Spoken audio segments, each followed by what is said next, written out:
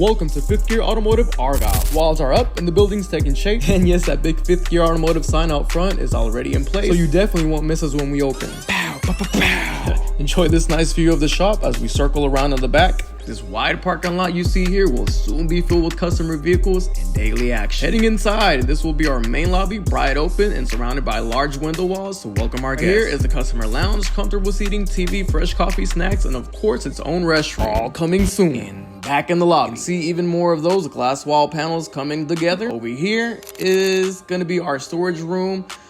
What we'll store in there is still up for debate, but it'll be something useful, we promise. Here, you're looking at where the front desk will be to meet and greet our customers. And through this door is the future service manager's office.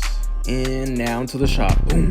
So this right here will be our new alignment rack. Installation is in, electrical work is underway. Here's a little glimpse of the construction plans that are turning this vision into reality. Out back, this is where our roll-up garage door will be installed. This space will be used by our porter team for finishing touches. And here's our shop manager, Corey, wrapping up the day and thanking the construction team. We're getting closer every day and we can't wait to welcome you to Fifth Gear Automotive Argyle. See you soon.